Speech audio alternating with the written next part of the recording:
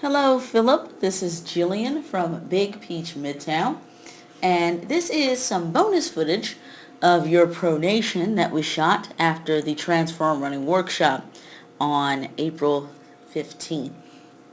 So this is a part of our already existing three-step fit process at Big Peach Midtown, and it tells us what shoe is ideal for the type of pronation or foot rotation tendency that you would have as you walk or as you run.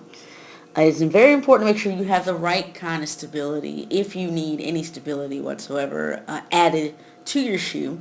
Because if you are a neutral runner or you're someone who keeps their heel in a mostly straight up and down position, then we want to make sure that you don't have any extra material, particularly on the medial side here, that could potentially push your already neutral foot positioning out to the side, outside of the foot, into a under-pronating position. So let's take a look at you here. A lot of folks will mistake the toe alignment for overpronation, whereas in actuality the toe alignment has more to do with either a pre-existing condition with the spine or the pelvic area, or with weaknesses in the hip flexors. So let's take a look at your pronation video. Fantastic.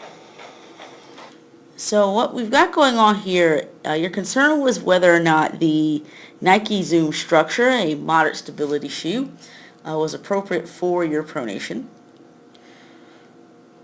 And the main thing we want to really focus on is not the toe alignment, because once again, toe alignment is not directly related to pronation. However, a lot of times it can be mistaken for such. We are doing a great job in terms of keeping the back of the heel and the ankle.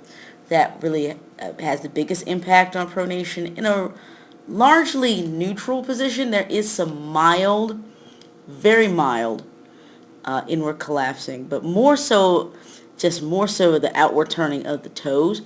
That tells me, especially given the fact that also we're seeing the rest of the leg kind of bow out to the side and bow out to the outside, that has more to do with toe alignment than actual pronation.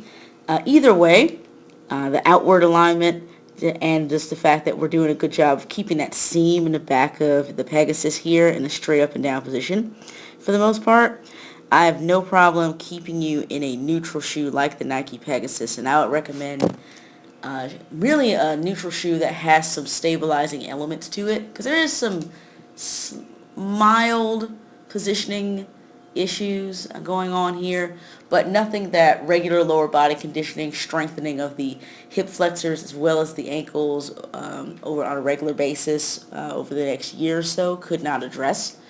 One of my shoe suggestions would be the Mizuno Wave Rider, which has a plastic reinforced in the midsole, or even the Asics Nimbus, which has a heel counter in the back of the shoe that actually addresses and helps correct, according to the manufacturer, underpronation and supination.